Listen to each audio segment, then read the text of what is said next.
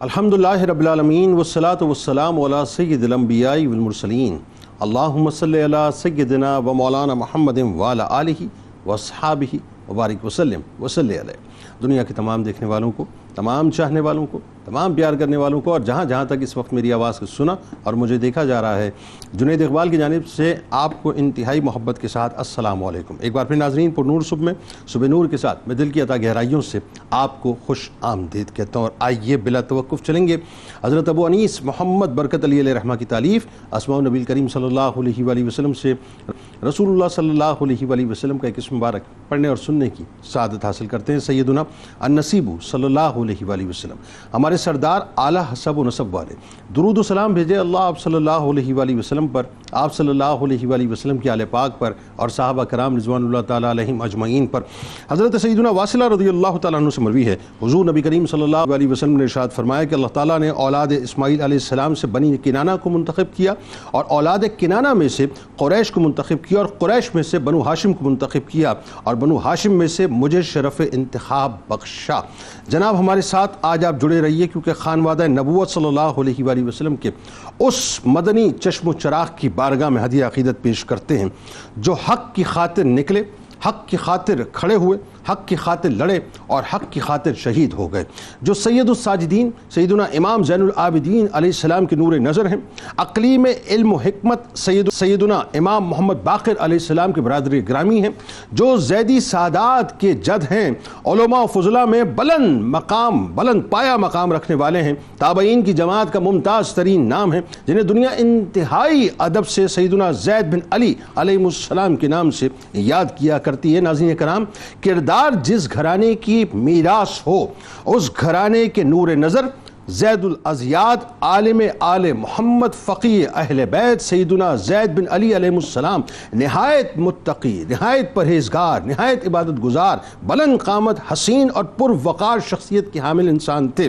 جن کو اللہ تبارک و تعالیٰ نے ظاہری حسن کے ساتھ ساتھ حسن کردار کی عظیم ترین دولت سے نوازا تھا، جن کو یہ شرف بھی حاصل تھا کہ ایک طرف تو اپنے بابا جان سیدنا امام زین العابدین علیہ السلام، اور دوسری طرف اپنے بھائی جان باقر العلوم امام محمد باقر علیہ السلام کی زیر سایہ علم و عرفان کی منازل طے کرتے رہے۔ چونکہ آپ علیہ السلام بچپن ہی سے بہت زیادہ ذہین اور لائق تھے، لہٰذا وہ موقع بہت جلد آیا کہ دنیا نے دیکھا کہ صرف 13 سال کی عمر میں قرآنی علوم میں اس قدر دسترس حاصل کر لی کہ حلیف القرآن کے لقب سے ملقب ہوئے۔ سید الساجدین زین العابدین امام علیہ السلام کی ناظرین نور نظر حضرت زید بن علی علیہ السلام انتہائی غیر معمولی شخصیت کی حامل شخصیت ناظرین، یعنی عالم یہ تھا کہ غیر معمولی عبادت گزار بھی تھے، اسی لیے مدینہ پاک کے لوگ آپ علیہ السلام کو کثرت سے نماز میں مشغول رہنے کی وجہ سے مسجد کا ستون کہا کرتے تھے۔ امام اعظم امام ابو حنیفہ رحمۃ اللہ علیہ اور حضرت سفیان ثوری رحمۃ اللہ علیہ کے بقول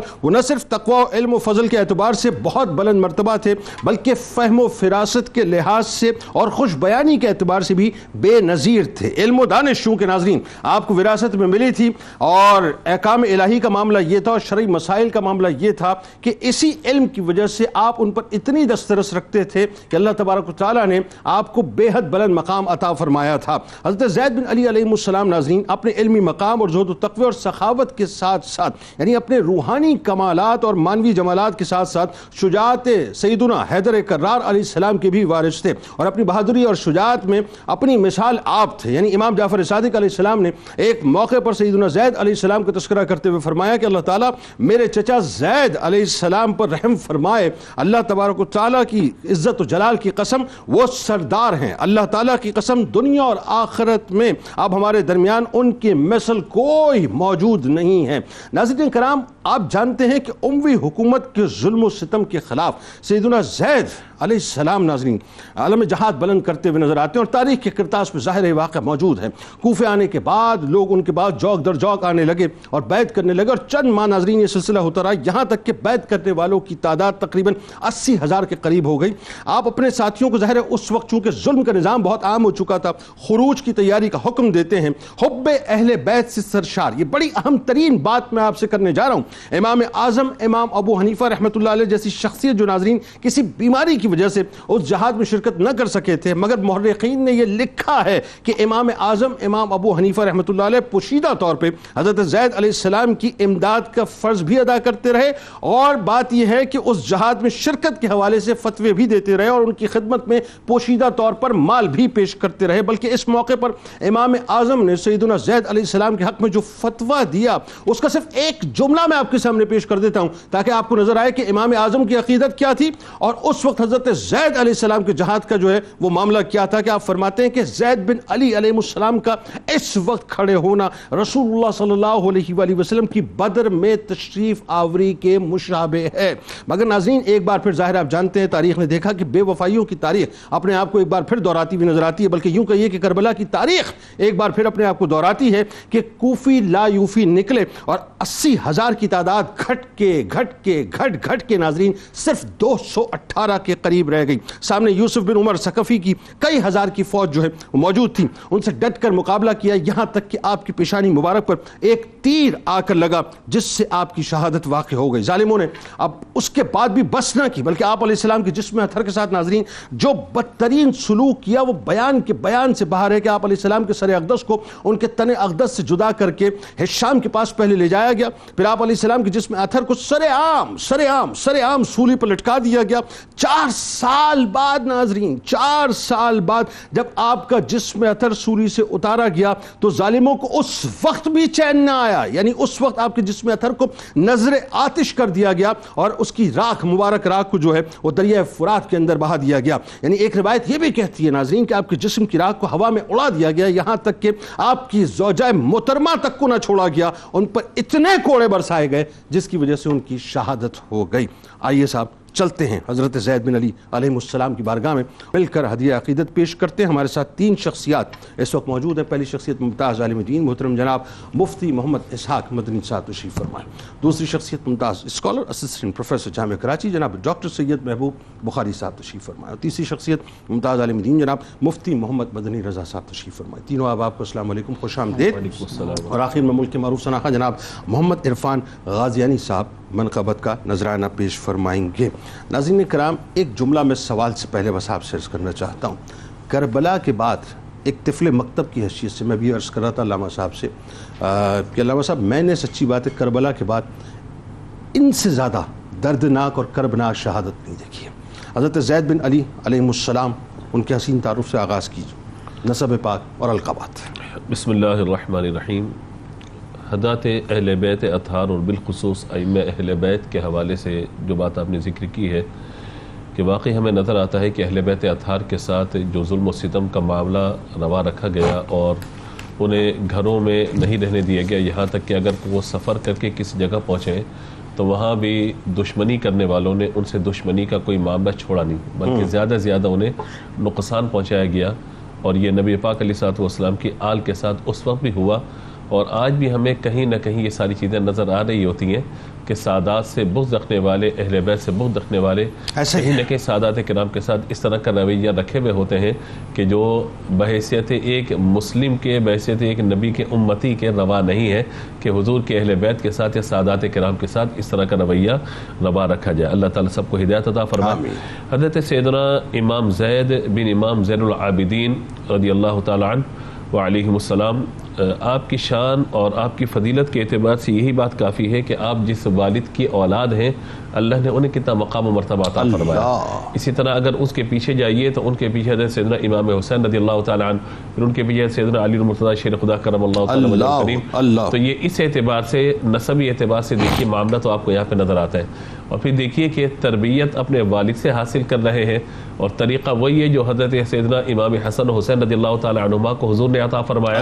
حضرت محمد بن حنفیہ سے چلتا ہوا سلسلہ آپ تک پہنچا، تو پھر آپ نے وہی علمی فیضان آگے منتقل فرمایا اپنی اولاد میں، اور اس لیے آپ یہ دیکھیے کہ حضرت سیدنا زید بن امام زین العابدین رضی اللہ تعالیٰ کا ذکر خیر آج ہم کر رہے ہیں، لیکن اگر انہی کے بھائی کا دیکھا جائے تو ان کا مقام کتنا بلند و بلند ہے امام محمد باقر علیہ السلام کا، باقر العلوم، تو اتنا بڑا مقام و مرتبہ. اور پھر یہ سلسلہ یہی نہیں رکتا بلکہ یہ علم کا فیضان آگے منتقل ہوتا ہے سنے امام جعفر صادق اللہ تعالیٰ عنہ اور امام موسیٰ کاظم باب الحوائج، پھر آگے سلسلہ چلتا ہوا چلا جا رہا ہوتا ہے. تو یہ ہمیں سمجھنا چاہیے کہ اہل بیت اطہار کا گھرانہ تو وہ گھرانہ ہے کہ جنہیں فیض نبوت سے اللہ تبارک و تعالی ولایت کا فیض بھی عطا فرماتا ہے، نبوت کا فیض بھی علم کی صورت میں عطا فرماتا ہے، اور مصطفی اور مرتضوی دونوں فیضان جو ہے مطلب وہاں پر موجود ہیں. اور کیوں نہ ہو کہ پارہائے صحف منچہائے قدس اہل بیت نبوت پہ لاکھوں سلام، آب تطہیر سے جس میں پودے جمے ریاض نجابت پہ لاکھوں سلام. اور پھر یہ جملہ اعلی حضرت کا کیا کمال چرے، خون خیر الرسول سے جن کا خمیر ان کی بیلوس طینت پہ لاکھوں سلام. تو یہ جو مقام و مرتبہ اہل بیت اطہار کو اللہ نے عطا فرمایا ہے یہ کسی اور کا دیا ہوا نہیں ہے، یہ اللہ کا دیا ہوا ہے اور بارگاہ مصطفیٰ سے ان کو عطا کیا گیا ہے. تو اسی وجہ سے ہمیں ان کو دیکھنا چاہیے. اب ہم آ جاتے ہیں کہ آپ کے القابات کے اعتبار سے جو بات ذکر کی گئی ہے. پہلی گزارش تو یہ ہے کہ حضرت سیدنا امام زین العابدین رضی اللہ تعالیٰ عنہ کہ آپ جو ہے سمجھیے کہ صاحبزادے اور جو بھائی کا ذکر میں نے فرمایا اس اعتبار سے گھر کے اندر یہ ساری چیزیں. دوسرا آپ کو لقب شہادت یعنی جو شہادت کی منزل ہے اس پر آپ فائز ہوئے، اور یہ سب سے بڑی منزل ہوتی ہے ایک مسلمان کے لیے. اور اہل بیت اطہار کو تو اللہ تعالیٰ نے بالخصوص ان سعادتوں سے جو ہے وہ نوازا ہے. دوسرا آپ کا ایک لقب اور ذکر کیا جاتا ہے حلیف القرآن. حلیف القرآن کا معنی کیا ہے؟ ویسے حلف تو بمعنی اٹھانا ہوتا ہے یعنی قسم اٹھا لینا، یہ ایک دوسرے کا حلیف ہو جانا. تو علماء نے لکھا کہ چونکہ 13 سال کی آپ کی عمر ہے، قرآنی علوم سے آپ جو ہے اس طریقے سے وابستہ ہو گئے کہ تعلیمات قرآن بھی ہے، تلاوت قرآن بھی ہے، اور قرآن سے محبت اور قرآن کی تلاوت اس گھر کا خاصہ ہے. اس وجہ سے آپ کو حلیف القرآن کہا گیا. اور اگر میں یوں کہوں کہ حلیف القرآن کا معنی رفیق القرآن تو زیادہ بہتر ہو جائے گا. واہ واہ واہ واہ، کہ وہ حلیف القرآن کا معنی رفیق القرآن کے قرآن اور اہل بیت دونوں جڑے ہوئے ہیں. سبحان، انہوں نے کبھی جدا نہیں ہونا. یہاں تک کہ حلیف القرآن رفیق القرآن یہ جڑے ہوئے کبھی جدا نہیں ہوں گے یہاں تک کہ حوض کوثر پہ پہنچ جائیں گے. تو جو قرآن کا راستہ ہے وہ اہل بیت کا راستہ ہے. جو قرآن کی تعلیمات ہیں وہ ایک مجسم شکل میں ہمیں اہل بیت کی صورت میں نظر آ رہی ہوتی ہے. اگر ہم حلیف القرآن لقب آپ کا ذکر نہ بھی کریں تبھی یہ گھر وہ ہے کہ اس گھر کا ہر بچہ ہمیں قرآن پاک کی تعلیمات سے آراستہ نظر آ رہا ہے. گھرانہ وہ ہے جو قرآن کے ساتھ ہے، قرآن اس گھرانے کے ساتھ ہے، ملے ہوئے ہیں یہ لوگ آپس میں. تو اس اعتبار سے یہ کنیت آپ کی ابو الحسین ہے، اس اعتبار سے ذکر کیا گیا. اور اسی طرح عالم آل محمد اور فقیہ اہل بیت آپ کو کہا جاتا ہے. کہتا ہوں فقیہ اہل بیت سے بڑھ کر ہم یہ کہیں کہ یہ گھرانہ تو وہ ہے کہ جس کا ہر فرد فقیہ اسلام ہے. واہ، فقیہ اسلام ہے یعنی اہل بیت میں جو فقاہت ہمیں نظر آتی ہے. اور فقہ حنفی کے اندر بھی اگر آپ یہ دیکھیے تو آپ کو وہی اہل بیت کی فقاہت یہاں بھی نظر آتی ہے کہ حضرت سیدنا امام اعظم ابو حنیفہ رحمۃ اللہ تعالی علیہ سے جب عمر کا پوچھا گیا تھا فرمایا کہ اگر میں 2 سال حضرت امام جعفر صادق کی خدمت میں نہ گزارتا تو گویا کہ وہ میری زندگی نہ ہوتی، نعمان ہلاک ہو جاتا، جملہ نعمان ہلاک ہو جاتا، وہی میری زندگی ہے سارا معاملہ.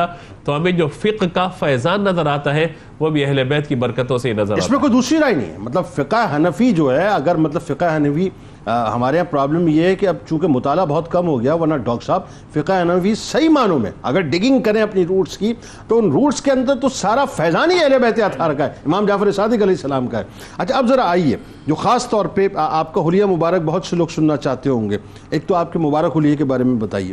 دوسرا ظاہر ہے ایک طرف تو اگر آپ دیکھیں کہ والد گرامی امام زین العابدین امام الساجدین، دوسری طرف آپ کے برادر گرامی جو ہیں وہ باقر العلوم، تو عالم آل محمد صلی اللہ علیہ وآلہ وسلم. تو تربیت کیسے ہوئی؟ اور پھر ساتھ ساتھ پھر اور جو اچھا یہ ایک کمال اہل بیت کا کہ جن کے صدقے اس پوری کائنات کی بخشش ہونی ہے.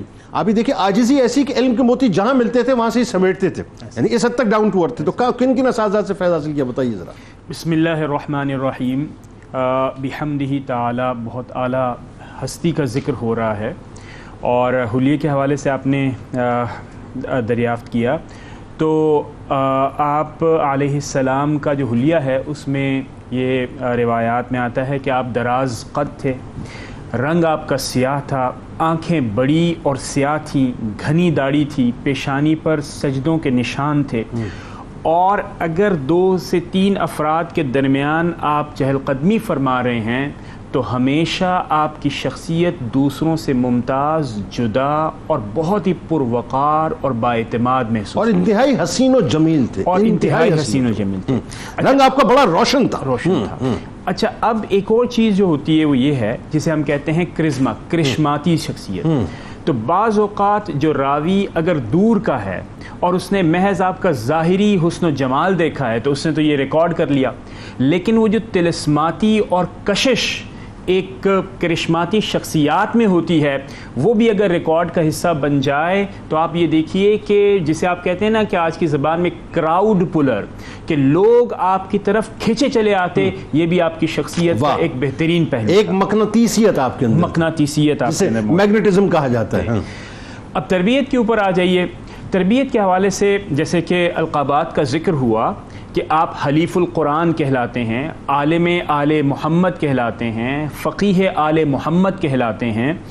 اگر ان القابات کو دیکھیں تو یہ القابات حاصل کرنے میں سب سے بڑی شخصیت جن کا آپ کے اوپر اثر نظر آتا ہے وہ آپ کے والد گرامی امام زین العابدین کے ساتھ نظر آتا ہے کہ آپ نے آپ کے ساتھ تقریباً 15 سے 18 سال گزارے، اور آپ یہ دیکھیے کہ علم کی معراج کے سامنے زانوئے تلمس طے کرنا، صبح و شام گزارنا، یقیناً اس نے آپ کی علمی قد کو بڑھایا ہوگا، اور وہ جو جسے آپ کہتے ہیں کہ تصوف اور علم لدنی کے فیض آپ نے حاصل کیے ہوں گے، اور پھر آپ مرکز بنے تاکہ اس فیض کو آگے پہنچایا جائے، اس میں امام زین العابدین کا بہت بڑا کردار۔ ساتھ ساتھ امام باقر علیہ السلام کا آپ ذکر کیجئے کہ یہ بھی ایک بہت بڑا علمی مرکز تھا جن سے آپ نے استفادہ کیا۔ اس کے ساتھ ساتھ روایات میں آتا ہے کہ آپ کا استفادہ تابعین علماء کرام سے بھی ہے، اور ان میں شمار ہوتا ہے حضرت ابان ابن عثمان، عروہ بن زبیر، عبید اللہ ابن ابی رافع اور دیگر اکابری۔ اور بعض روایات میں آپ کے حوالے سے یہ بھی ہے کہ آپ خود تابعی ہیں اور صحابہ کرام کی آپ نے زیارت فرمائی ہے۔ اچھا، اب ایک اور چیز جس کی طرف میں آپ کی توجہ چاہوں گا اور وہ یہ ہے کہ آپ علم دوست تھے، اور جہاں جہاں آپ تشریف لے کر گئے آپ نے اسلام کے علوم کی بنیاد رکھی، یعنی وہ علوم بالخصوص جو کہ مدون علوم کہلاتے ہیں، اس میں تفسیر آپ حلیف القرآن کہلائے، 13 سال میں حفظ قرآن مکمل کیا، اور اس کے بعد شان نزول کے اوپر جو آپ کو دسترس تھی، علماء تفسیر آج بھی آپ کے سامنے زانوئے تلمس طے کر کے کھڑے ہوئے ہیں کہ آپ کا فیض اکتساب کرنے کی کوشش کرتے ہیں کہ آپ نے کس کمال کے ساتھ وہ جو کانٹیکس ہوتا ہے قرآن کریم کا تفسیر کے لیے اس کے اوپر آپ کو دسترس حاصل تھی۔ اس کے ساتھ ساتھ فقہ اور کلام کی جو بنیادیں آپ نے رکھی اور اس کو مدون کیا، اور کوفہ اور مدینہ ان دونوں کو علمی مراکز بنانے میں آپ کا جو کردار ہے اس نے بہت آگے تک ہماری آج کی یعنی جسے ہم یہ کہتے ہیں کہ جو گلوریس اسلام کا ٹائم کہلاتا ہے، جس زمانے میں بیت الحکمہ موجود تھی، جس زمانے میں لوگ مسلمانوں کے ہاں آ کر علم حاصل کرنے کی کوشش کرتے تھے، تحقیق کرنے کی کوشش کرتے تھے، اس کی بنیادوں میں اگر آپ جس بڑی شخصیت کا نام لیں گے ان میں امام زید بھی ان کا شمار ہوگا۔ اور پھر مجموع الفقہ والحدیث کے اندر اگر آپ دیکھیں تو 700 روایات جو کہ اہل بیت سے مروی ہیں وہ وہاں پر موجود ہیں، لیکن جس نئے علم کی بنیاد ہمیں نظر آتی ہے اس مجموعے کے اندر وہ ہے کتاب السیر۔ یعنی کتاب السیر کا مراد یہ ہے کہ جو وار لاز ہیں، جو انٹرنیشنل کمیونٹی بلڈنگ کے لاز ہیں، اس کے اوپر جو آپ نے ایک انفرادی کام کیا جو بعد میں نئے علوم کی بنیاد بنا، وہ بھی شمار آپ کا کیا جاتا ہے۔ تو اگر میں اس کو پورا کا پورا سم اپ کروں تو علمی اسلام کی علمی تراث اگر کسی ہستی کے ساتھ جڑ کر سامنے آتی ہے اور اس کے اندر جو پھل پھول ہمیں نظر آتے ہیں اس کی نسبت امام زید کے ساتھ کرنا اس بات کا نہ صرف متقاضی ہے بلکہ ہم خراج تحسین اگر پیش نہ کریں علمی لحاظ سے تو بھی ہم ظلم کریں گے اور ناانصافی کریں گے. خراج تحسین بنتا ہے, اور اہل بیت کے اعتبار سے سر محبت وہ تو ہمارے ایمان کا حصہ ہے. اگر وہ نہ ہو تو پھر کچھ رہ ہی نہیں جاتا. علامہ صاحب چونکہ اسی سلسلے کو میں چاہتا ہوں تھوڑا سا اور آگے بڑھائیں, لیکن اس اعتبار سے کہ آپ کے علمی قط ظاہر ہے اس کو تو ہم کسی صورت ماپ ہی نہیں سکتے نا, یہ تو ہو ہی نہیں سکتا. لیکن وہی بات ہے کہ ائمہ اہل بیت اور خاص طور پہ محدثین نے جو آپ کی بارگاہ میں خراج تحسین پیش کیا, کیونکہ ورڈ خراج تحسین کا یوز کیا ڈاکٹر صاحب نے, تو میں چاہتا ہوں کہ اسی ریلیونسی میں ذرا بات ہو جائے کہ ہم تو کیا خراج تحسین پیش کریں گے, لیکن وہی بات ہے جو گھرانے کے افراد نے خراج تحسین پیش کیا اور پھر اس کے بعد تسلسل سے ائمہ کرام نے جو ہے وہ خراج تحسین پیش کیا آپ کی بارگاہ میں, وہ اتنی قداور شخصیات ہیں. تو ایک تو یہ بتائیے. دوسرا, اللہ تبارک و تعالیٰ نے علمی اعتبار سے بھی اور روحانی اعتبار سے دونوں حوالوں سے جو آپ کو مقام و مرتبہ عطا کیا. اور تیسری جو بہت اہم بات ہے کہ مسند امام زید کے بارے میں سنا تو ضرور, آج بتائیے ذرا اس کے بارے میں. بسم اللہ الرحمن الرحیم. یقیناً اہل بیت اطہار سے تعلق رکھنے والے جو افراد ہیں, ان کے علمی مقام و مرتبے کو خراج تحسین پیش کرنے کے لیے جو ہمارے پاس الفاظ ہیں نا وہ کم پڑ جاتے ہیں, لیکن ان کا علمی مقام و مرتبہ بہت بلند ہے. کیونکہ یہ خانوادہ وہ ہے کہ جہاں سے علم کا آغاز ہوتا ہے, اور یہی خانوادہ وہ ہے کہ جو مرکز علم ہر دور میں بنا رہتا ہے, اور مرکز روحانیت بھی ہے. مرکز روحانیت بھی یہی ہے. تو ہمارا خراج تحسین پیش کرنا یقیناً اس کے لیے الفاظ ہمارے پاس وہ نہیں ہیں, کیونکہ اگر ہم امام زید رضی اللہ تعالیٰ عنہ کی شخصیت کو دیکھیں تو آپ علم و روحانیت میں بے مثال ہیں.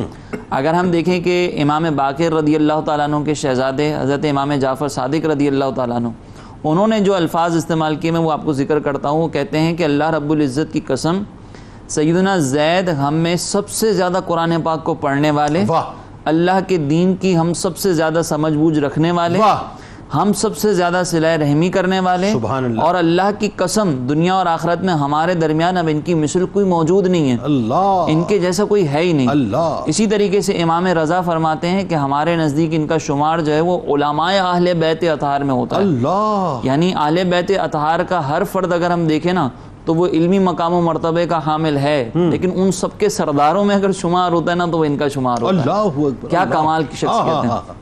اچھا, پھر اس کے بعد ہم امام اعظم ابو حنیفہ رضی اللہ تعالیٰ عنہ کا تذکرہ کر رہے ہیں, اور امام اعظم کی شخصیت کو کون نہیں جانتا.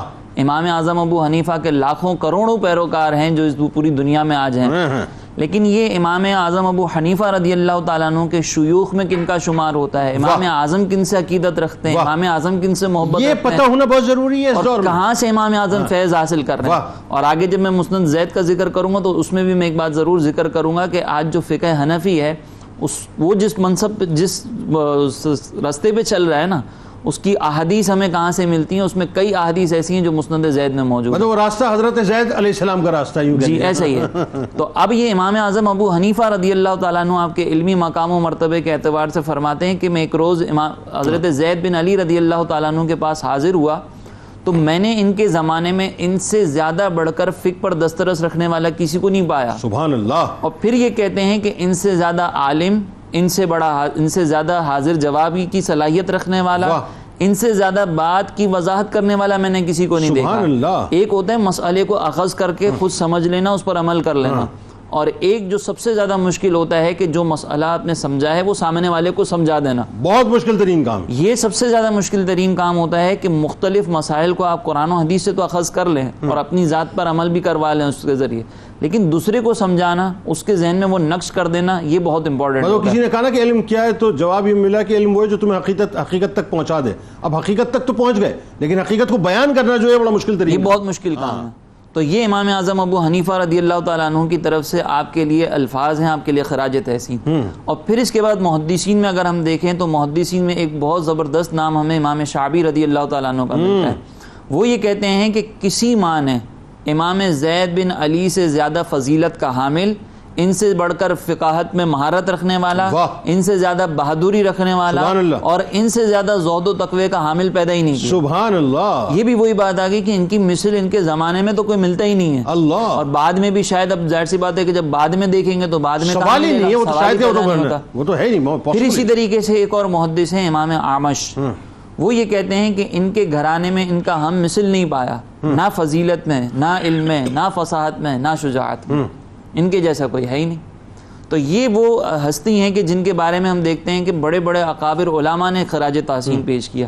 اور پھر امام زید رضی اللہ تعالیٰ عنہ نے ہم پر ایک کرم کر دیا کہ نبی کریم علیہ الصلوۃ والسلام کی احادیث کا ایک مجموعہ تیار فرمایا، اور وہ ہمارے درمیان وہ آج بھی موجود ہے، مسند امام زید جس کو کہا جاتا ہے. یہ جو ہے اس کی تدوین سب سے پہلے جو ہے وہ 363 ہجری میں ہوئی، اور اس کی تدوین کرنے والے عبدالعزیز بن اسحاق بغدادی تھے جنہوں نے تدوین کی، اور باقاعدہ جو اس کی اشاعت جدید انداز میں ہوئی وہ 981 ہجری میں ہوئی، اور یہ 400 صفحات پر مشتمل کتاب تھی. اگر ہم اس کو دیکھیں کہ اس کو منصب شہود پر لانے کے لیے کس نے کردار ادا کیا، تو اس میں جو ہے وہ ہمیں ایک یمنی عالم کا نام ملتا ہے، عبدالواسع بن یحییٰ. یہ جو ہے وہ کافی سمجھ لیں کہ ان کے درمیان، اور اگر ہم ان کے درمیان اور یہ جو علامہ بغدادی تھے ان کے درمیان 30 افراد کی جو نا وہ سند ہمیں ملتی ہے، اور علامہ بغدادی اور امام زید رضی اللہ تعالیٰ عنہ کے درمیان 5 علماء کا واسطہ ہے. تو اس سند کے ساتھ یہ کتاب ہم تک پہنچی ہے. اور اس کتاب کے اندر اگر ہم احادیث دیکھیں نا تو ان احادیث میں ہمیں یہ ملتا ہے کہ جو امام اعظم ابو حنیفہ رضی اللہ تعالیٰ عنہ کا موقف ہے، جو فقہ حنفی کے دلائل ہیں، وہ اکثر آپ کو اس احادیث کی کتاب میں اس مجموعے میں مطلب امام اعظم نے وہیں سے ڈرائیو کی ہے نا بات، یہ وہیں سے فیض حاصل کی. بالکل صحیح ہے، بالکل ٹھیک ہے. ناظرین ہمارے ساتھ رہیے. اب آپ کی ہستی ظاہر حضرت زید علیہ السلام کی ہستی کا ایک پہلو تو یہ ہے کہ جہاں پر آپ کا علمی مقام، آپ کا روحانی مقام، اگین وہی بات کہ ہم اس کا حق ادا نہیں کر سکتے، لیکن یہ ایک ڈلیما رہا صاحب، اور یہ ہسٹری کا ایک بہت یوں کہہ لیجئے کہ اپنا تلخ ترین یوں کہہ لیجئے کہ باب ہے، اس اعتبار سے کہ چاہے اموی حکومت ہو، چاہے عباسی حکومت ہو، اور جتنے بھی، اب میں ان کو خلیفہ کا ورڈ بھی کیا یوز کروں صاحب، مطلب مجھے اپروپریٹ نہیں لگتا خلیفہ کا ورڈ. اب وہ جو بھی حکمران تھے ظاہر ہے ان میں سے موسٹلی وہی تھے کہ جنہوں نے جو ہے بغض اہل بیت کے اندر اور نفرت اہل بیت کے اندر اور دشمنی اہل بیت کے اندر جو ہے کسی انتہا کا خیال ہی نہیں کیا نا. وہ تو مطلب یوں سمجھ لیجیے کہ ہر حد سے جو ہے وہ آگے گئے. یہی معاملہ حضرت زید بن علی علیہ السلام کے ساتھ رہا. میں نے آپ کو کہا نا ابتدا میں کہ کربلا کے بعد ایک بہت بڑی کربلا جو بپا ہوئی ہے وہ آپ کے ساتھ ہوئی ہے. اب ذرا اس پہلو کی طرف آئیں گے. آپ نے کہیں نہیں جانا کیونکہ ہشام بن عبد الملک نے آپ کے ساتھ کیا ہے، یہ تو بس روح کانپ جاتی ہے. درود پاک سرکار کی بارگاہ میں، ان کی آل کی بارگاہ میں لوٹ کے سلسلے کو وہیں سے جوڑتے ہیں.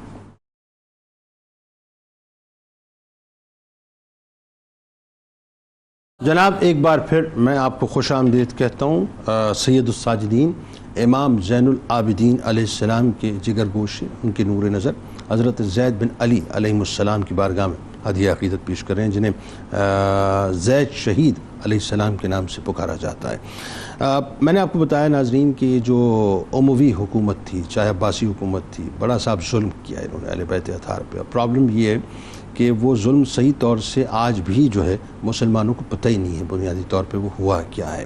اگر وہ پتہ چل جائے تو میں بھی آف دا ریکارڈ ایک جملہ عرض کر رہا تھا کہ حب اہل بیت کی جو شدت اور حدت ہے وہ پھر اصل میں آپ کو نظر آئے گی امت مسلمہ میں. ہشام بن عبد الملک کی حکومت میں عراق کے صوبیدار نے، آپ کو پتہ ایک واقعہ ملتا ہے، خالد یعنی جو صوبیدار خالد تھا، اس نے آپ علیہ السلام پہ ایک الزام لگایا. علامہ صاحب بات کو ذرا وہیں سے جوڑیں، اور پھر کس انداز سے ظاہر اس الزام سے آپ کی خلاصی ہوئی. اور پھر اس کے بعد وہ جو چونکہ یہ ایک ورڈ یوز ہوا تھا کہ یہ جو اہل بیت کی جو شخصیات کا جو میگنیٹزم ہے، کیرزما ہے اس کی جو مقناطیسیت ہے، وہ ایسا ہے کہ لوگ کھنچے چلے آتے تھے. تو ہشام نے دیکھا کہ ظاہر مقبولیت جو ہے بہت زیادہ بڑھتی جا رہی ہے. پھر اگین وہی بات، حکومت کے متزلزل ہونے کا خوف، اور پھر وہی بات کہ ظلم کے خلاف جس طرح سے آپ نے ارادہ کیا خروج کا، وہ کیا ہوا ذرا بتائیے. بسم اللہ الرحمن الرحیم. جی جنید بھائی، میں ڈاکٹر صاحب نے بھی حلیہ مبارک کا ذکر کیا تھا، تو میں جواب سے قبل حلیہ، تاکہ میں اپنے جواب کو جوڑ سکوں اس بات سے جو آپ نے سوال کیا، میں اس کو ملانا چاہتا ہوں، جوڑنا چاہتا ہوں. دیکھیے، آپ کے بارے میں کہا گیا کہ آپ نہایت ہی متقی تھے، اور ظاہر ہے کہ اس میں کوئی کلام نہیں کہ متقی ہونا، اور تقوی ظاہر ہے کہ یہ ایک مسلمان کی اصل ہے. دوسری بات، پرہیزگار، عبادت گزار، یہ آپ کی شخصیت کے وہ پہلو ہیں جو ہمیں ریلیجیس اعتبار سے، یعنی ایک شخصی اعتبار سے ہمیں نظر آتے ہیں. اب آپ کی ذات کے اعتبار سے ہمیں دیکھیں تو ڈاکٹر صاحب نے ذکر کیا تھا پروقار شخصیت، مقناطیسی شخصیت کے حوالے سے. ابھی آپ نے بھی ذکر کیا، میں اپنے جواب سے جوڑ رہا ہوں ان سب چیزوں کو تاکہ ایک سرنامہ کلام ہو جائے. پھر جو جواب میں عرض کروں گا نا، تاکہ دونوں چیزیں اس سے بالکل جڑ جائیں گی اور بات واضح ہو جائے گی. اسی طریقے سے پروقار شخصیت کے ساتھ ساتھ آپ کا دراز قد ہے، رنگ سفید ہے، آنکھیں بڑی اور سیاہ ہیں، ابرو آپ کے کشیدہ ہیں، اور یہ بات ذکر کی گئی ہے کہ جب لوگوں کے درمیان آپ موجود ہوتے ہیں تو ہر ایک سے نمایاں نظر آ رہے ہوتے ہیں. تو اب ان تمام چیزوں کو ذہن میں رکھیں کہ تقوی بھی ہے، پرہیزگاری بھی، عبادت گزاری بھی ہے، حسن و جمال بھی موجود ہے، پروقار شخصیت بھی ہے. یہ تمام چیزیں ذہن میں رکھنے کے بعد اب آئیے اس جانب کے جو آپ نے سوال کیا اور اس کا جواب کیا بنتا ہے کہ جب ہشام بن عبد الملک نے اپنا منصب سنبھالا اور عہدے پر آ کر بیٹھا تو اس کو یہ اطلاع ملی کہ وہاں پہ جو ایک شخص ہے کہ خالد بن عبداللہ جو مقرر ہے، اس کے بارے میں یہ بات اس کو اطلاع ملی کہ اس نے کچھ دولت میں کوئی غبن اور خرد برد کا کوئی معاملہ کیا ہے. آج کل کی جدید زبان میں کہیے کہ کرپشن کا الزام اس پہ لگا دیا گیا. یہ الزام اس پہ لگا دیا گیا. اب جب اسے معزول کیا گیا اور اس کے یوسف بن عمر ثقفی کو وہاں پہ جو ہے وہ صوبے دار یا گورنر مقرر کیا گیا، اس نے اس کو پکڑا. پکڑنے کے بعد جو مال تھا وہ برآمد کیا، کہا باقی مال کہاں ہے؟ تو اس بدبخت نے الزام لگا دیا حضرت سیدنا امام زید رضی اللہ تعالیٰ عنہ پر. اب وہ جو شخصیت کے اوصاف ہے نا حضرت امام زید کے، وہ ذہن میں رکھنے کے بعد آپ دیکھیں کہ الزام لگا یہاں پہ. اب ہونا تو یہ چاہیے تھا کہ یہ جو جس شخص کو یہاں پہ مقرر کیا گیا خالد بن عبداللہ کو، اسے یہ چاہیے تھا کہ وہ مقدمہ لڑتا حضرت امام زید کا کہ آپ کیسے اتنی بڑی شخصیت پہ الزام لگا سکتے ہیں جبکہ آپ کا کوئی خالد نے الزام لگایا تھا نا، یوسف کو مقرر کیا تھا. تو مطلب یہ ہے کیسے الزام آپ لگا سکتے ہیں؟ تو ہونا تو یہ چاہیے تھا کہ بھئی اس طرح کا معاملہ نہ ہو. لیکن جب یہ الزام لگا تو ظاہر ہے کہ جب یہ بات ہشام تک پہنچی تو کہا انکوائری نکالے بھائی، کہیں نہ کہیں تو معاملہ کرنا ہے نا. انکوائری نکالے. جب یہ سارا معاملہ ہوا اور کہا کہ ایک بڑی دولت کا حصہ جو ہے مدینہ منورہ میں ان کے پاس موجود ہے. اچھا پھر سیدنا امام زید رضی اللہ تعالیٰ کے پاس جب یہ سارا معاملہ پہنچا تو آپ نے فرمایا کہ اس طرح کا تو کوئی معاملہ نہیں ہے. کہا کہ نہیں، آپ کو آنا پڑے گا عراق گواہی کے لیے. لیکن آپ ظاہر ہے کہ تشریف لے آئے. ظاہر ہے کہ جب دل میں کوئی چور نہ کوئی معاملہ نہ ہو آپ تشریف لے آئے. جب تشریف لے آئے تو اس سے پوچھا کہ بتائیے ذرا کہ یہ بات ہم نے کہی ہے، ہم نے کوئی مال دولت کا معاملہ آپ سے کیا؟ تو اس نے کہا نہیں ایسا کوئی معاملہ تو نہیں ہے، لیکن میری غرض یہ تھی کہ شاید اللہ تبارک و تعالیٰ آپ کا نام لینے کی وجہ سے مجھے اس مصیبت سے چھٹکارا دے دے کہ آپ پہ نام لگا دیا میں نے. یہ کہیں گے ان سے کون انکوائری کرے گا، تو اب چپ ہو کے بیٹھ جائیں گے، تو کوئی معاملہ ہو جائے گا. تو فرمایا کہ بتاؤ ہم نے کوئی کیا تم سے معاملہ؟ آپ بتاؤ ہم نے کوئی لین دین کا کوئی معاملہ؟ کہا نہیں آپ نے نہیں کیا، میں نے یہ بات کہی. تو ہونا تو یہ چاہیے معاملہ ختم ہو گیا نا، تو آپ کو بھیج دیجیے واپس مدینہ منورہ اور مادت کی جائے کہ جناب ہم آپ سے مادت چاہتے ہیں کہ آپ کے بارے میں یہ بات تھی، لیکن ایک منصب کا تقاضا تھا کہ آپ سے معلومات کی جائے، تو لہٰذا حضور بڑی عزت و اکرام کے ساتھ آپ واپس تشریف لے جائیں. لیکن معاملہ یہاں نہیں روکا، آپ کو وہاں روک لیا گیا. 5 ماہ تک آپ کو گویا کہ آج کل کے اعتبار سے آپ دیکھیے کہ پیشیاں یا اس اعتبار سے مطلب یہ سارے معاملات کیے گئے، یہاں تک کہ جب آپ وہاں تشریف فرما ہوئے نا. اب ظاہر ہے کہ جب 5 ماہ تک یہ ساری بات ہو رہی ہے اور آپ عراق میں تشریف فرما ہے تو ظاہر ہے کہ لوگ آئیں گے، چاہنے والے ملاقاتیں ہوئی اور آپ کی شخصیت ہوئی کہ لوگ آپ کی طرف واپس آنے لگے. اب ہشام کو خوف لاحق ہوا. اب ہشام کو خوف لاحق ہوا کہ بھئی الزام تو لگا دیا، لیکن اب حضرت کی شخصیت جو اتنی بڑھتی چلی جا رہی ہے، لوگ آپ سے رابطے میں آتے چلے جا رہے ہیں. تو اس نے کہا کہ ان کو واپس جو کوفے روانہ کر دیا جائے، آپ کو مدینہ روانہ کر دیا جائے. تو آپ نے جو ہے پھر آپ کے ساتھ جو حضرت عبداللہ بن عباس رضی اللہ تعالیٰ عنہما کے پوتے موجود تھے حضرت داؤد بن علی، انہوں نے کہا کہ اب چلتے ہیں مدینہ منورہ. تو آپ نے فرمایا کہ میں یہاں قیام کروں گا. اور پھر حضرت داؤد بن علی جو ہے وہ پھر مذاکرات و معاملات کا پھر وہ تشریف لے گئے تھے. تو یہ پورا خلاصہ ہے اس سارے معاملے کا کہ آپ پہ الزام اور پھر جس طریقے سے آپ نے بریت کے اظہار کے لیے کہا کہ بتاؤ ذرا ہم نے تم سے کوئی معاملہ کیا؟ اس نے کہا نہیں، میں تو اس لیے آپ کا نام لیا تاکہ بڑے پہ معاملہ ڈال کر جو میں جو ہے باعزت بری ہو جاؤں. تو بہرحال یہ سارا معاملہ اس وقت ہوا. اب یہاں میں صرف اور صرف ایک بات آپ کو عرض کرنا چاہتا ہوں کہ ائمہ اہل بیت اور ان کی شان کے اعتبار سے میرے آقا صلی اللہ تعالیٰ علیہ وسلم کیا ذکر فرمایا، یعنی بیچ کی بات کو ہم ہٹا کر اس اچھے نوٹ پر اپنی بات کو مکمل کریں کہ حضرت ابو سلط حرمی رحمۃ اللہ تعالی روایت فرماتے ہیں اور میں حدیث کے الفاظ پڑھ دیتا ہوں. فرمایا کہ عن علی بن موسیٰ الرضا عن ابیہ عن جعفر بن محمد عن ابیہ عن علی بن الحسین عن ابیہ عن علی بن ابی طالب کرم اللہ تعالی وجہ الکریم قال قال رسول اللہ صلی اللہ علیہ وسلم الایمان معرفۃ بالقلب وقول باللسان وعمل بالارکان. کہتے ہیں کہ نبی مکرم علیہ الصلوۃ والسلام سے روایت کرتے ہوئے حضرت علی نے بیان فرمایا کہ ایمان نام ہے دل سے پہچاننے کا، زبان سے اقرار کرنے کا، ارکان پر عمل کرنے کا.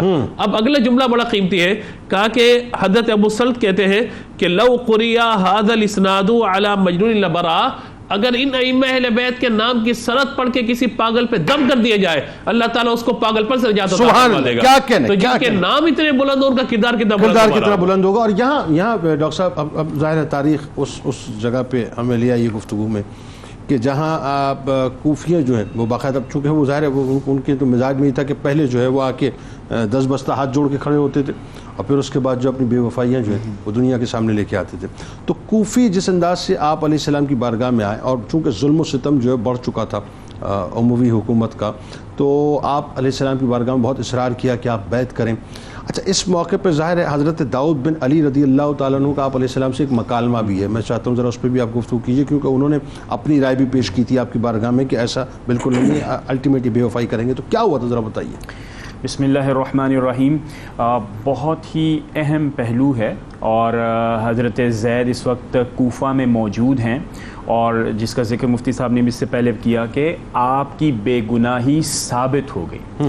لیکن حضرت زید واپس جانا چاہ رہے ہیں مدینۃ المنورہ، لیکن ان کو واپس نہیں جانے دیا گیا بلکہ کوفہ میں روک دیا گیا. اسے آپ کہہ سکتے ہیں کہ حب سے بھیجا، ان کی رائٹ آف موومنٹ کو ریسٹرکٹ کیا گیا.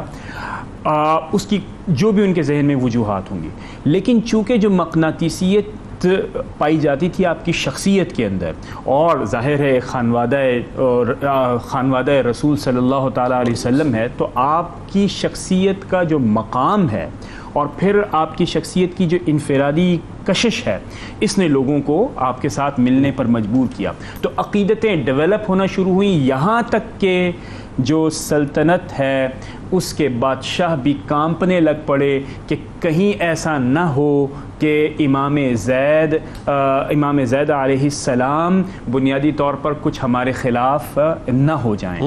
تو اب صورتحال یہ ہوئی کہ جب انہیں اپنا خوف آنا لگا تو اب انہوں نے کہا کہ انہیں واپس مدینۃ المنورہ میں بھیج دیا جائے. ٹھیک ہے. تو چنانچہ یہ جب طے کیا گیا تو آپ واپس وہاں سے تشریف لائے، لیکن اس وقت کوفی یہ اپنے دل میں بسائے ہوئے تھے کہ امام زید یہاں پر موجود رہے اور ہم اپنی عقیدت کے پھول نچھاور کرنے میں ناکام ہو گئے. تو اس جذبے کے ساتھ وہ آئے اور واپسی کے راستے پر دوبارہ اصرار کرنے لگے کہ امام آپ ہمارے ساتھ چلیے، ہم آپ کا ساتھ دیں گے.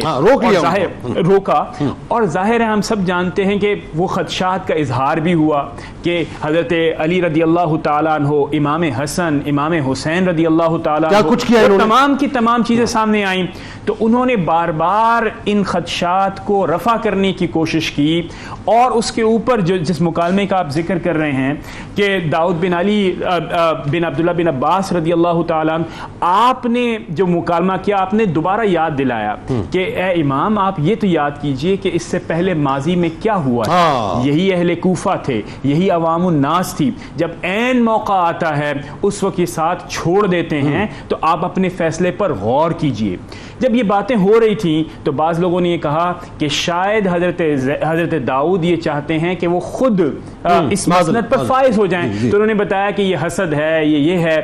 چنانچہ حضرت یہ بھی کوفیوں نے جو ہے یہ انہی کے ذہن میں کیا. لیکن امام زید نے فیصلہ کیا، اور فیصلہ یہ کیا کہ آپ واپس جائیں گے چونکہ ایک بہت کثیر تعداد اب آپ کے ساتھ موجود ہے. یہ وہی سچویشن ہے جو امام علی مقام کے ساتھ ہوئی تھی، اور میں یہ امامت کا جو ہے وہ فرض ادا کرنا چاہیے، اور وہی بات عظیمت کا راستہ اختیار کرنا، اور معروف یعنی امر بالمعروف و نہی عن المنکر، یہ ایک بنیادی اخلاقی اور دینی ذمہ داری ہے. یہاں پر میں نعیم الدین مراد آبادی، امام نعیم الدین مراد آبادی رحمۃ اللہ تعالی علیہ کا ذکر کروں گا کہ وہ ایک بات ذکر کرتے ہیں کہ دیکھیں ایک طرف آپ کے پاس ساتھ دینے والوں کی کثیر تعداد موجود ہے، طاقت موجود ہے، اور دوسری طرف آپ کے سامنے منکر ہے. تو اب آپ صرف یہ کہہ نہیں سکتے کہ آپ نے اس کا ساتھ نہیں دینا، بلکہ اب آپ کو شرعی حجت قائم کرنی پڑے گی کہ اتنی تعداد ہوتے ہوئے بھی آپ نے منکر کو رفع نہیں کیا، اس ظلم سے لوگوں کو، مسلمانوں کو آزاد نہیں کیا. تو یہ آپ کی اخلاقی اور دینی ذمہ داری بن جاتی ہے. اور 80,000 کے قریب تعداد ہوتی ہے. اور جب آپ واپس تشریف لائے یعنی کوفہ کے اندر تو 80,000 لوگوں نے آپ کے ہاتھ کے اوپر بیعت دست مبارک پہ بیعت، اور حتیٰ کہ ائمہ حضرت امام اعظم ابو حنیفہ کے حوالے سے یہ فتویٰ دیا جانے لگا کہ آج امام زید اس مقام پر موجود ہیں جس مقام پر حضور پرنور حضرت محمد مصطفیٰ صلی اللہ تعالی علیہ وسلم میدان بدر میں موجود. یعنی اس وقت یعنی معروف اور منکر یہ دونوں اتنے واضح ہو چکے ہیں کہ ہمیں ساتھ دینا چاہیے امام.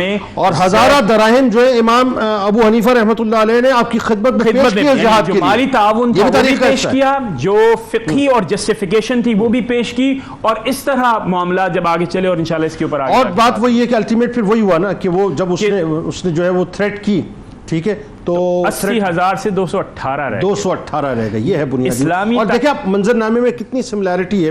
اگر آپ مسلم بن عقیل علیہ السلام کو دیکھیں تو جس وقت آپ کوفے میں تشریف لائیں تو 18,000 سے لے کے 20,000 کی تعداد بتائی جاتی ہے کہ آپ کے پاس تھی. اور وہی بات ہے کہ جب ابن زیاد نے تھریٹ کیا تو فائنلی صورتحال یہ تھی کہ چند ایک نفوذ جو ہے وہ مغرب کی نماز میں آپ کے پیچھے موجود تھے. اور یہی عالم بنیادی طور پہ کوفیوں نے یہاں پہ بھی مطلب ایگزیکٹلی وہ ایسا لگتا ہے کہ جیسے ریپلیکا جو ہے وہ ہمیں نظر آ رہا ہے. اچھا اب آئیے ذرا یوسف بن عمر, ظاہر ہے یہ سارا کام اسی کا تھا, اسی نے تھریٹ کیا کوفیوں کو, اور وہ 80,000 کی تعداد جو ہے اب 218 کی فوج ہے حضرت زید علیہ السلام کی, اور یوسف بن عمر کی فوج ہے وہ کثیر تعداد, ظاہر ہزاروں کی تعداد میں موجود. تو ایک مختصر سی جماعت جیسا کہ امام علی مقام کی تھی, پھر اگین وہی بات سملیرٹی ہے, ایک مختصر سی جماعت جو ہے وہ اپنے جد کی پیروی کرتے ہوئے آپ لے کے سامنے کھڑے ہوئے, اور وہاں پہ ہزاروں کا لشکر ہے. تو آپ علیہ السلام کی شہادت کے بارے میں بتائیے.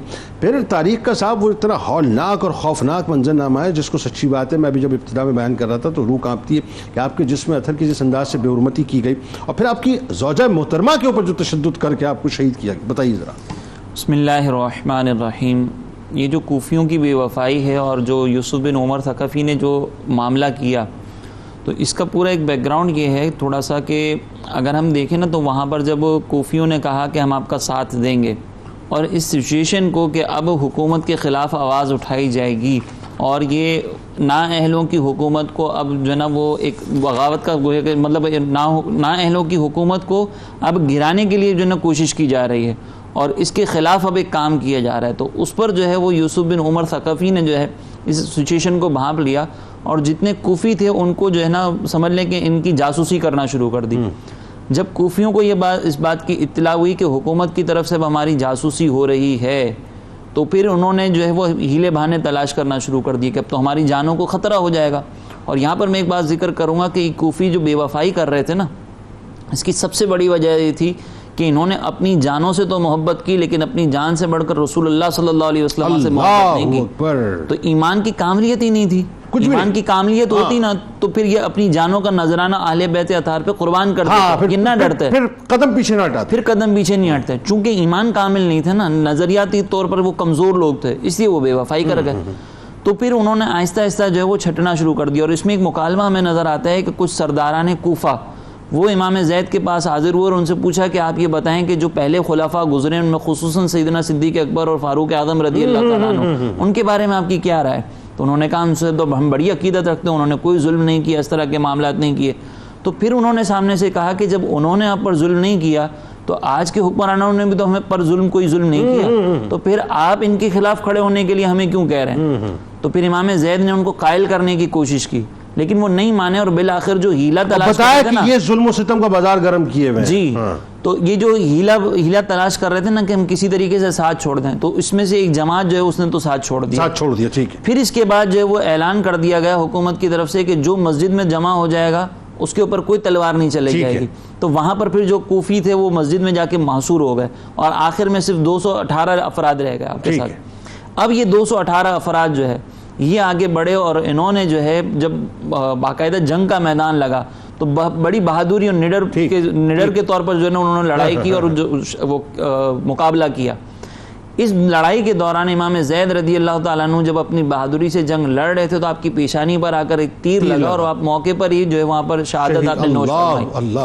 اس کے بعد جب آپ کی شہادت ہوئی تو جو آپ کے ساتھی وہاں پر موجود تھے انہوں نے کوشش کی کہ کسی طریقے سے آپ کے جو جسم اطہر ہے اس کو چھپا لیا جائے تاکہ دشمن اس کی بے حرمتی نہ کرے. تو قریب میں ایک نہر جو موجود تھی تو اس نہر کا پانی روک کر اس کے نیچے آپ کی تدفین کی گئی تاکہ دشمنوں کو پتہ نہ چلے. اور جنگ جو ہے وہ جاری تھی, جب یہ جنگ اپنے اختتام پر پہنچی اور یہ یوسف بن عمر جو تھا اس نے تلاش شروع کر دی کہ حضرت زید رضی اللہ تعالیٰ عنہ کا جسم کہاں ہے.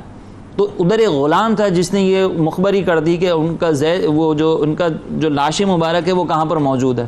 تو اس کے بعد وہ لاش مبارک وہاں سے نکالی گئی, اس جسم کو نکالا گیا اور سولی پر چڑھا دیا گیا. اس سے پہلے کیا اس اس سے سے پہلے تو شام کے بعد بھیجا گیا نا، اس سے پہلے آپ کا سر انور جو ہے وہ جسم سے جدا کیا گیا اور اس کو پھر ہشام بن ملک کے پاس بھیجا گیا، اور ادھر بدبخت ہشام بن ملک نے جو ہے اس سر مبارک لانے والے کو 10,000 دینار جو ہے وہ تحفے میں دیے. یہ اس کی بدبختی کا عالم تھا. اور یہ اس کی بدبختی کیوں تھی؟ کیونکہ یہ حب جا کا مریض تھا، اس کو اپنی حکومت کی پرواہ تھی. اور حب جا کا جو مریض ہوتا ہے نا، اس کے بارے میں حضرت بشر حافی کہتے ہیں کہ میں نے کسی ایسے شخص کو نہیں دیکھا کہ جو اپنی شہرت اور مال کی طلب رکھتا ہو اور پھر اس کا دین بھی برباد نہ ہوا ہو اور وہ ذلیل و خوار بھی نہ ہو. نسل مروان کی تھی نا، مروان، عبد الملک، ہشام، ولید، یہ ساری نسل وہ ہے نا بنیادی. جی بالکل ایسے ہی. اچھا اب مجھے ذرا ایک بات بتائیے، اس کے بعد آپ کے جسم اطہر کو سولی پر لٹکا دیا، پھر اس کے بعد آپ کے جسم اطہر کو سولی پر لٹکایا اور سرعام اور 4 سال تک یہ لٹکایا رہا. اللہ. اور اس وقت جب آپ کے جسم اطہر کی بے حرمتی کی جا رہی تھی تو وہاں پر جی، اور اس وقت جب آپ کے جسم اطہر کی بے حرمتی کی جا رہی تھی نا، تو وہاں پر مکڑی نے ایک جالا اس طرح پر بنا کہ آپ کے ستر کی حفاظت رہے. تو یہ مکڑی نے تو عقیدت کا اظہار کیا، لیکن ان بدبختوں نے کسی قسم کی عقیدت کا اظہار نہیں کیا. دنیاوی مکوڑوں نے جو ہے، یا دنیاوی جاہو عشمت کے مکوڑوں نے نہیں کی. بالکل. اور پھر اس کے بعد یہ تو آپ کی شہادت کا معاملہ ہوا کہ آپ کے جسم اطہر کو اس طرح سولی پر لٹکایا گیا، اور پھر جب 4 سال بعد وہ جسم اتارا تو اس کو جلا کر نظر آتش کر کے راکھ اس کی جو ہے وہ دریائے فرات میں بہا دی. اور یہی نہیں، یہی ظلم یہاں پر نہیں رکا، بلکہ آپ کی زوجہ پر کوڑے برسائے گا، اور اس شدت کے ساتھ کوڑے برسائے گا کہ آپ لہو لہان ہوئی، اور پھر آپ کو شہر بدر کرنے کا حکم دیا گیا. اور پھر اس کے بعد جب آپ وہاں پر جا رہی تھی تو درمیان میں آپ کی شہادت ہوئی. یہ وہ ظلم کی داستان ہے کہ جس کا ہمیں کوئی مثال آج کے دور میں نہیں ملتی. بہت شکریہ آپ تینوں احباب کا، آپ تشریف لائے. بس کل بروز محشر اللہ تبارک و تعالیٰ اگر حضرت زید بن علی علیہ السلام کا صدقہ ذکر کرنے والوں اور سننے والوں کو عطا فرماتے، ان کی نظر کرم ہو جائے صاحب، اس سے بڑھ کے اور کیا. زیدی سادات کے جد ہیں آپ، جتنے بھی دنیا بھر میں زیدی بستے ہیں، ان کو ناز ہونا چاہیے اس بات پہ کہ آپ ان کے ماننے والے ہیں صاحب، ان کے چاہنے والے ہیں. اور ظاہر ہے مطلب ان کی قبیل سے، ان کی نسل سے ہیں کہ جنہوں نے عظیمت کا راستہ اپنی جد کی پیروی کرتے ہوئے اختیار کیا اور اپنا سب کچھ دین اسلام کی راہ میں قربان کر دیا. کتاب الشفا، مصائب و علام سے نجات کا عمل. جو شخص روزانہ نماز فجر اور عشاء کے بعد 200 بار کلمہ طیبہ بمائے درود پاک پڑھنے کا معمول بنا لے، اللہ تبارک و تعالیٰ اسے تمام دنیاوی اور اخروی پریشانیوں سے محفوظ رکھے گا. حضرت علی کرم اللہ وجہ الکریم کا قول مبارک ہے کہ اخلاق کی درستگی اسی میں ہے کہ انسان دوسروں کے عیب ڈھونڈنے کی بجائے اپنے اعمال پر نظر رکھے. روزنامہ 92 نیوز میں آج حضرت علی علیہ السلام کے حوالے سے آرٹیکل ضرور پڑھیے گا. ٹویٹر پہ ہمیں فالو کر لیں، فیس بک پیج پہ لائک کر لیں، یوٹیوب چینل کو سبسکرائب کر کے بیل آئیکن کو ضرور کلک کر لیں. ملک کے معروف سرآغا جناب محمد عرفان غازیانی صاحب ہمارے ساتھ موجود ہیں. آپ کو خوش آمدید. السلام علیکم. منقبت کا نذرانہ آپ سے پیش کروائیں گے. جاتے جاتے اپنی روح سے تجدید عہد وفا. لا یؤمن احدکم حتی اکون احب الیہ من والدہ وولدہ والناس اجمعین. اللہ تعالیٰ آپ کا، ہمارا، ہم سب کا، پاکستان کے لیے بہت دعا کیجیے صاحب. بہت سازشیں ہو رہی ہیں پاکستان میں. اللہ تعالیٰ ہمارے ملک محفوظ ہو، پاکستان کا اور امت مسلمہ کا. آمین آمین. پاکستان کا مطلب کیا؟ لا الہ الا اللہ محمد رسول اللہ صلی اللہ علیہ وآلہ وسلم. آل احمد کے گلے تر زید ہیں، آل احمد کے گلے تر زید ہیں، آل احمد کے گلے تر زید ہیں، ناصر دین پیمبر زید ہیں، ناصر دین پیمبر زید ہیں، لخت دل ہے حضرت سجاد کے،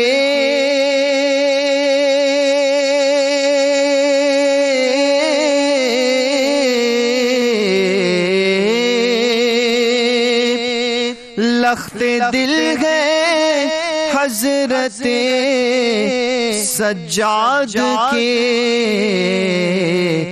جرت حیدر کے پیکر زید ہیں، جرت حیدر کے پیکر زید ہیں،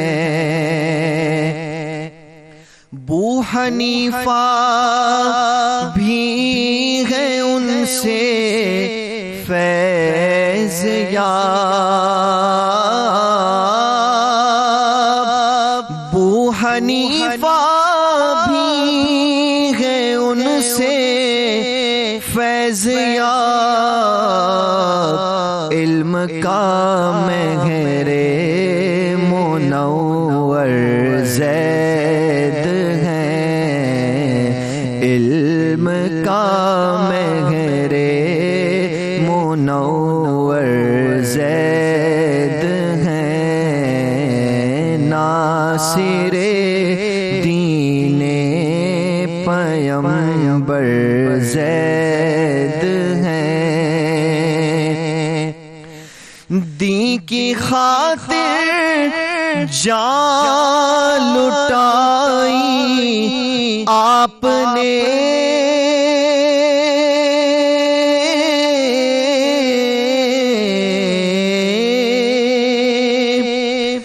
دین کی خاطر جان لٹائی آپ نے،